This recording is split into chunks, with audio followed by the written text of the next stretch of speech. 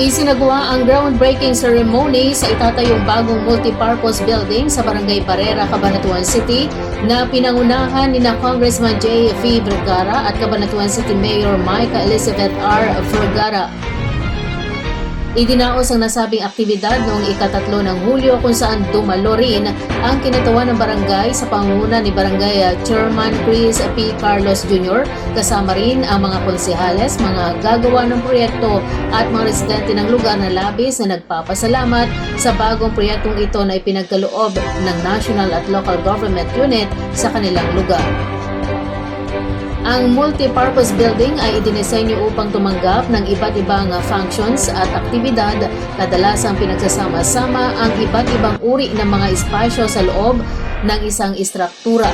Ang mga gusaling ito ay maaaring magsama ng mga feature tulad ng mga retail space, residential unit, opisina at recreational area na ginawa itong versatile at adaptable sa iba't ibang pangailangan ng komunidad. Ang siyudad ng Cabanatuan, marami nang naipatayong ganitong gusali ang tanggapan ng ikatlong distrito sa tulong ng DPWH na nagsisilbing barangay hall ng ilan habang recreational area ng iba.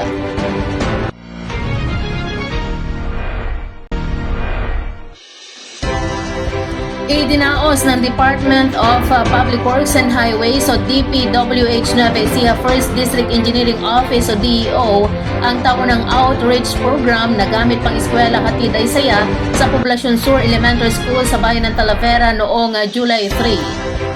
Ngayong ika-8 taon ng nasabing inisyatibo, bahagi ng taunang programa ng District Engineers League of the Philippines Incorporated o DELP. Nabigyan ng school supplies ang kabuang 249 mag-aaral mula una hanggang ika-6 na baitag.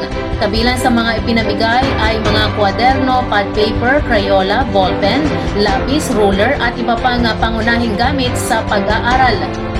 Ayon kay OIC District Engineer June Avana, layunin ng aktibidad na patuloy na suportahan ang edukasyon sa pamagitan ng pagbibigay ng mga pangunahing kagamitan upang makatulong sa pag-aaral ng mga bata at makalikha ng mas maayos na kapaligiran sa paaralan. Sinabi pa nito na namahagi rin sila ng mga cleaning materials gaya ng map, walis at basurahan upang makatulong sa kalinisan at pang-araw-araw na pangailangan ng paaralan. Nagbigay din sila ng 10 electric fans para sa mas komportableng ventilasyon sa mga silid-aralan.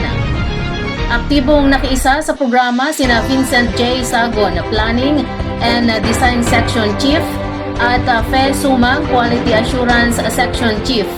Kasama ang iba pang kawani ng District Office, sila ay tumulong sa pamahagi ng mga gamit at pakikisalamuha sa mga mag-aaral at guro. Bahagi ito ng patuloy na advokasya ng DPWH at DELP sa pagtulong at pagbibigay suporta sa mga pampublikong paaralan sa buong bansa sa pamagitan ng taunang tulong at pakikilahok sa mga gawaing pang-komunidad.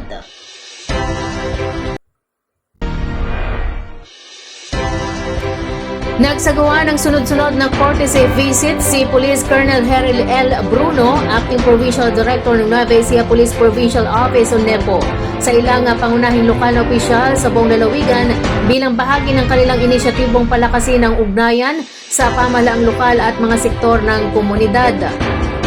Kabilang sa mga pinuntahan ni Police Colonel Bruno ay sina San Jose City Mayor Josel James F. Biolago, Gapan City Mayor Emery Joy D. Pascual, Vice Mayor Max Pascual at ang kinatuwa ng ika-4 na distrito na si Congressman Emerson D. Pascual. Binisita rin niya sina Muñoz City Mayor Baby Army L. Alvarez at Vice Mayor Nestor L. Alvarez.